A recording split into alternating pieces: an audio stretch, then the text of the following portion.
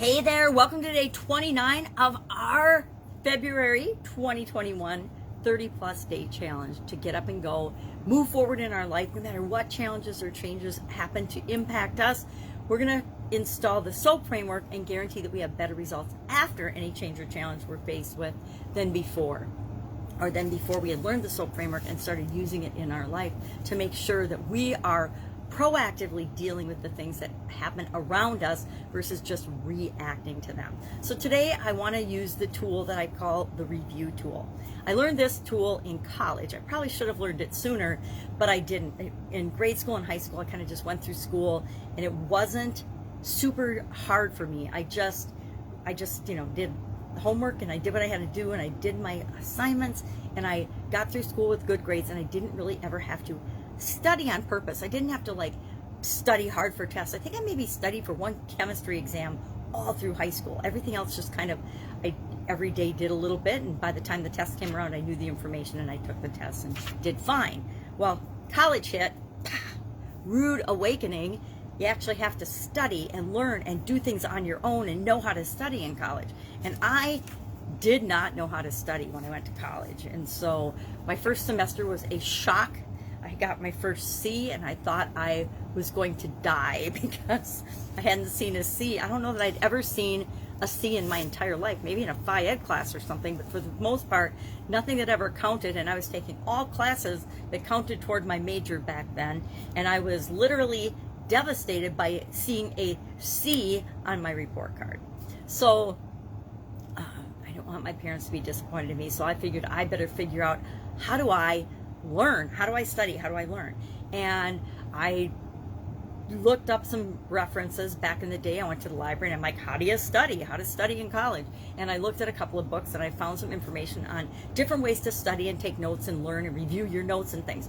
I had never in high school even reviewed my notes. So I learned to every night after my classes, because we'd go to class, some classes were every day, some classes were only a couple of days a week, kind of like college is now, although I think with COVID, college is all pretty remote and kids are doing everything online. But we would go to class and sometimes, the lectures would be an hour, sometimes they'd be 3, whatever. I learned that if that same night after the class, I went through my notes and used a highlighter to just highlight the key points. I'd read everything in my notes and then I would highlight the important parts. Then the next day that I had that class, I didn't do it every day, depending on the class, because you have to balance all your classes. The next time I had that class, I would do the same thing. I'd have the lecture, I'd go through all my notes, but then I'd go back and I would skim through and I would review the highlighted things that I had highlighted before, and I would highlight in a different color the things I noticed this time to learn and trigger my memory. And I learned to review, and that it was really, really important, because so often we forget, we get exposed to information, it goes into our brain and gets locked away somewhere, but we don't know how to retrieve it. So by doing that method that I don't even remember where I learned how to do it, but it was a book, I'm sure it was a book, I learned to create in my mind little doorways where I could go in and I could find all of the information just by using key highlighted words. And I would do that until we had the next quiz or whatever. And then when it came time to review for, back in college, we only had usually a midterm and then a final test. So whenever it was time to review for the midterm or the final, I already had the key points and the highlights in my notes, so all I had to do was review them and I was ready for the test. And since I'd done a little bit along the way, it wasn't a huge cram fest where I had to try to learn everything or remember everything that I had learned, because I had a strategy for learning it along the way. So today we're going to do an example of that. We're going to do a review of what we've covered in February, the things that we've done in February, the topics, and then the tool. We're just going to talk about that. And then if there's something that you have more questions on, I want you to ask questions in the comments below. If there's something, a tool that I didn't explain very well, or an action item that we did for a particular day that you're like, oh, I really struggle with that one, just let me know and ask in the comments below so that we find ways, and I can answer your questions, number one, but number two, find ways to present it that is clearer, more clear and more focused and more easy for everybody to understand. So review. Talking about and learning from lessons learned, because that's how we remember the lessons that we've learned. That's why the Get Up and Go Challenge has been personally so powerful for me, because it's given me the opportunity to go back and review a lot of the tools and techniques and strategies and shortcuts and frameworks. We talked about frameworks yesterday that I had almost forgotten about because I hadn't used them in so long. So what do we do in February? What have we done so far? And since it's March 1st, it's kind of fun to review February. Normally I do this the last day of the challenge, the bonus day, but I thought, no, we're going to bring it forward, and then we're going to do a couple different, more fun bonus day things than just doing a review or a summary of what we've covered. So what did we do the first day? First day, day one, we reviewed the lessons learned from 2020. I learned a whole lot of lessons in 2020, as I'm sure you have as well. And so, excuse me, I just shared some of the lessons I learned. And the tool for that was lessons learned. If we have experiences and we don't capture the lesson from it, I want to say we're doomed to repeat them, but we're destined to repeat those challenges in some way, shape, or form until we actually learn the lesson that it's there to show us. Have you ever noticed how the certain type of people or situations just keep showing up in your life?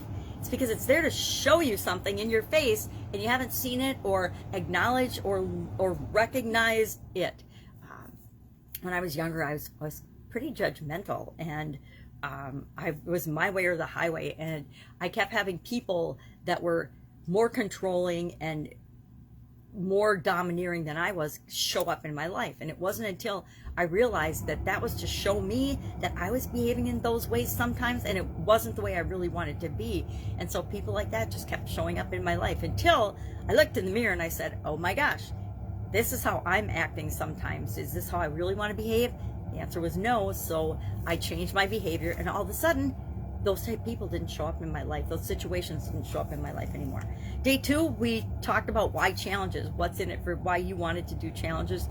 And our tool was pen and paper. Day three, we talked about your challenge set point, my challenge set point. We all have a set point for everything. And so we gave our feelings, our experiences, all of the things that surround us with respect to challenges, a number value between 1 and 10. 1 meaning we hate challenges, we hate change, we hate anything that's different, would be a 1, and we have a ton of resistance to it. 10 being, hey, we just go with the flow of whatever happens, and we don't have a problem with change or challenges or anything at all. That's our set point. And you can use a set point and define a set point for everything because we already have one, right? We have a financial comfort level set point. We have a thermostat comfort level set point for our physical well-being, our warmth. Some of us like really warm weather. Some people like really cold weather. It's really funny. I don't like being cold and don't really love cold weather. If I'm going outside in the winter, I totally bundle up. My kids, on the other hand, are snowboarders, and they absolutely positively love cold weather. They'll be out when it's 30 below snowboarding because they love the fresh air and the cold weather. So we're all different.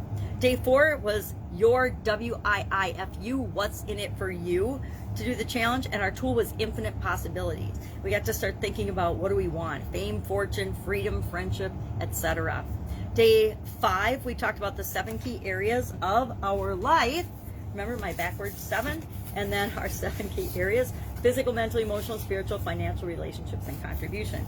And we started to think about, we had a quick review of what those were, and then I learned them from Tony Robbins, and I'm not sure who he learned them from. But our tool was prioritizing each area and aspect of our life as far as what is most important right now, 1 through 7, because there's 7 areas. So what is my most important area that needs my attention and energy right now? Is it physical? Is it mental? Is it spiritual?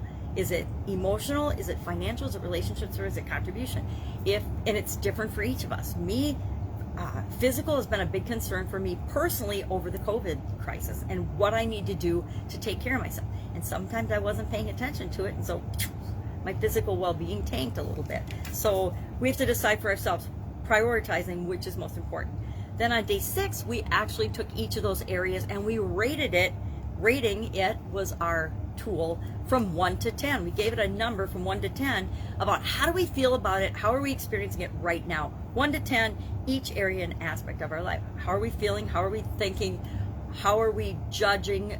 Because it's up to us. How are we rating our overall experience of our physical well-being, our mental well-being, our emotional, our spiritual, our financial, our relationships, and our contribution as well. Then on day 7, we thought about what we wanted and we asked ourselves, why do I want it? Why do I want? We thought about one thing that we really, really want, and then we asked ourselves a series of 7 questions. Our tool that day was the 7 whys. I'm loving that tool. Like I said, I've done the 5 whys for a couple of decades, but the 7, adding the 2, I started adding the 2 because Dean Graciosi recommended it last year, early before COVID even started, and I realized that it is, like he said, it's just so much more powerful because it digs down to what our core values are, which we talked about on day 8. Our tool and our exercise and our discussion was all about our core values. What is really important to you? What is central to your being? What makes you tick? Why are you here? Day 9, we talked about your change reaction, and our tool was looking into something, investigating, asking questions, understanding a situation or ourselves better, and understanding and looking at our personal process of how we instinctually or automatically handle change and challenges right now. Then on day 10, we changed our reaction. We changed your reaction by flipping the flip switch was our tool that day, and we looked at how we're automatically behaving or responding to things, and then we asked ourselves, is this how we really want to respond? Is it the best possible way? And we flipped things to the opposite. We also talked about emotions with respect to flip switch. So if you're feeling a certain emotion, sometimes all you have to do is flip the switch to something else. Fear and excitement, for example, really have about the same frequency of energy. So I'm feeling afraid and I want to be more courageous and I want to change that energy. If I flip the switch and I focus on being curious and excited about the situation, that overcomes fear, because curiosity and excitement will cause me to take action, which changes the thing I'm afraid of in the first place. Day 11, we talked about the SOAP framework, and we just did a SOAP framework overview because that's really what this is all about. It's about taking a process that isn't optimized and installing an optimized process that will help and installing it into our subconscious so that it becomes automatic. It becomes a habit. So every time a change or challenge comes up in our life, we don't have to stop and think about the story, the options, the action, and the progress. Are we making all those things? Are we doing all the things that are involved in that? Kind of like highlighting those notes and reviewing. We just have to hear those words or think about them on a subconscious level, and we fly through the process, and that automatically causes us to come up with better solutions for us than if we didn't have a process, if we just reacted instead of being proactive. So SOAP is all about cleaning your act up and being proactive. Day 12, we dug into actually working with the SOAP framework for the next majority of the challenge by breaking it down. So we went through, we did relationships first. We did relationships with the S and on day 12, and we used the exercise, the tool, our imaginary friend. On day 13, we did the O for relationship, and we used visualization and our imagination station, I believe. On day 14, we did the A for relationships, and we used the head, heart, intuition grid to analyze the alternatives and the options that we came up with in our O. And we also talked about Mel Robbins' 5, 4, 3, 2, 1 blast off to get us to take action. 5, 4, 3, 2, 1, and then just do it, whatever the thing is that you're going to do. Day 15, we talked about the progress for relationships, and our tool was processes, systems, procedures, habits, things that we can automate to continue to move us to make progress in an area without having to maybe consciously think of it. It's one of the reasons I have a morning routine. It's because I've built certain habits into my life so that they're moving me toward the different areas and aspects of my life automatically by doing my morning routine things. Then on day 16 through 19, we broke down the SOAP framework for our physical well-being. So we picked something in our physical life and health that we wanted to change, and we talked about the story. How do we get from where we are now to where we want to be with respect to the S? And our tool was the who, what, where, when, why, and how, the journalistic framework. And as I was doing this summary, I realized that I used that same one when we went through the financial situation. We were discussing our financial situation. I didn't even realize till I did it, since I do it one day at a time, that I used the same tool twice. But there's other tools we can use to examine more closely our story as well. Basically, it's just we want to be super honest and upfront with ourselves about our current situation and our desired situation. And the whole rest of the SOAP framework is to fill that gap between where we are and where we want to be. So we did our physical aspects of our nature, and we, again, who, what, where, when, why, and we talked about what is versus what we want. Then for our physical our options, we brainstormed, and in every time I think about the I always make myself think of at least 10 things, 10 possibilities, because it gets me out of that black and white thinking of it's this or that, one thing or another. We tend to, as humans, simplify things or box ourselves in to thinking that there's only a couple of possibilities or solutions to any situation we find ourselves in. And the truth is there's always multiple ones, but a lot of times we won't even see them because we won't let ourselves. So I say always come up with 10, at least 10.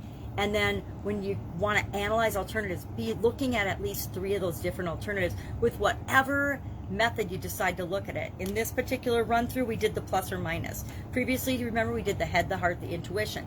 Then we did this one, plus or minus, because plus and minus is the simplest way to analyze and make any decision on the planet without just randomly picking something. It allows us to just make a quick and dirty analysis of what are all the advantages or benefits of something to us, and what are all the negatives or the disadvantages of something to us. And it doesn't matter if it's to anyone else, it's how we personally view it. It's important that we make decisions and choices for ourselves, because we're the only one that's going to be responsible for those choices and those decisions going forward. So we might as well make sure we're picking the things that work for us. And then for our physical P, our progress, we did the lifeline exercise, which again, one of my favorite exercises on the planet, because it allows me to create a snapshot of my entire life. I started doing a big cardboard one again this year because last year's got so messed up. And since we just did it for physical, that's all I've got on my timeline so far. But as I go through the challenge, I'll add different aspects onto my lovely cardboard graphic. So day 20 through day 23, we did the same thing. We ran through the SOAP framework, the S, the O, the A, and the P again, with respect to something in our financial health, our financial life, our financial situation.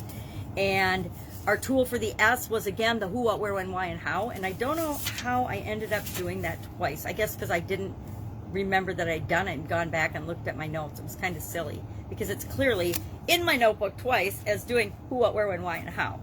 But again, with respect to our story, we get to decide what our story is going to be. We look at what it is now, but whatever it is, it's gotten us to where we are now. But we need to change our behaviors and change our story if we want to create something else and different results in our life. We have the ability to do that. It's entirely up to us to decide what we want that story to be and then start making steps toward that.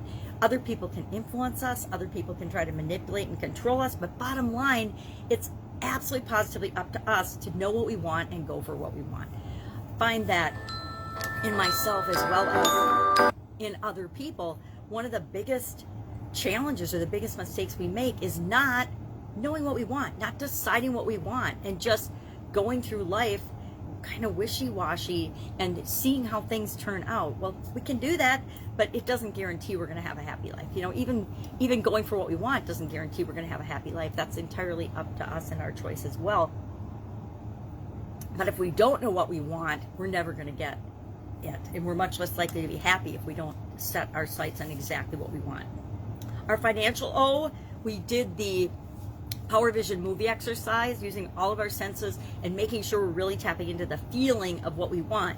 Because when we're living as if and thinking as if for a few minutes and experiencing what it'll be like to have exactly what we want, it opens up our mind to the different possible things that we could do and need to do in order to get from where we are to that vision, that future vision. And so Power Vision movies, thank you, Jim Edwards, awesome tool, very important tool that's helped me a lot. Day 22 was our financial action, and we use what I now call, lovingly, the urine analysis, which is a terrible name. I'm sorry, but it spells urine, and once I saw that, I couldn't get it out of my brain. So where's my urine analysis? So our urine analysis is, here's my example of my urine analysis.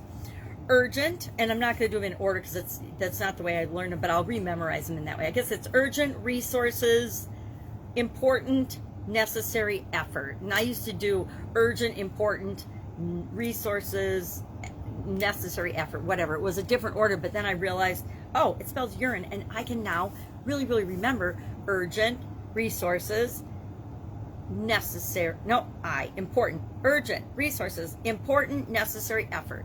And that's just so I can write them across the top of a piece of paper, and then I can rate my options by giving them a number, rating between 1 and 10. How do I think? How do I feel? How many resources do I think it's going to take? Am I going to sit and do a thorough analysis? Depends on the situation, but probably not with respect to my finances. I'm just going to go ahead and think, well, what resources do I have now, and what resources do I need to get? So we broke that down to another level as well. So that's our new urine analysis. Very different than most people's urine analysis. Day 23, we talked about the financial progress we're making and the importance of having a way to measure it, some kind of a measurement. It's why we do ratings and rankings and prioritization, and we add numbers to things that are normally really, really subjective, because we have to have a way to look at whether we're moving in the direction we want or not. Are we making progress, or are we regressing? We have to be able to measure that. Then on day 24, we covered emotional SOAP, and we actually talked about 4 tools that day. We talked about Rampage of Desire, emotional guidance system for the O, fast and easy. How do we make a fast and easy analysis and decision based on alternatives so we can take action right away?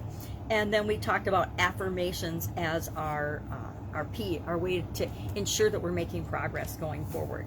Then I realized that's too many. 4 tools in one day is too many. It makes for a long video. So on mental, spiritual, and contribution, we just did 1 tool a day that we focused on, but we went through the S, the O, the A, and the P for a specific item. We picked an area, or I picked an area in my life and went through that, using that as an example for the S, the O, the A, and the P. And our tool for mental was gratitude, because I gotta tell you, there's nothing that will get you out of a funk faster than being grateful for what you already have. There's nothing that will move you faster toward what you want than being grateful for what you have while still moving toward what it is that you want. Be grateful for the home that you're living in, even if you want a better home. Be grateful for the car that you're driving. It's getting you from point A to point B, even though you want a Lamborghini or a Rolls Royce or whatever you want. Be grateful for what you have so that you can create more in your life. Spiritual, we did meditation. Spiritual and meditation to me go hand in hand. Meditation, again, to me, there's all kinds of meditation practices. You can be as complicated or as simple as you want. I personally focus on my breathing, and when I focus on my breathing and I get in a relaxed flow state, then I think about the things that I want. That's how I meditate. And we use the S, the O, the A, and the P, and meditation as our tool. For our contribution, SOAP analysis and SOAP framework, our tool was our motto, our mantra, our what do you stand for? What are you willing to die for? And, most of us aren't willing to die for anything except our kids, but what's your code of conduct? Where's your line in the sand? What is okay for you but not okay? What is acceptable but unacceptable? You have to know, what's good to you, what's evil. You have to know yourself and what that is. And some of us have a mantra and a motto that we come to live by as we get older, I guess.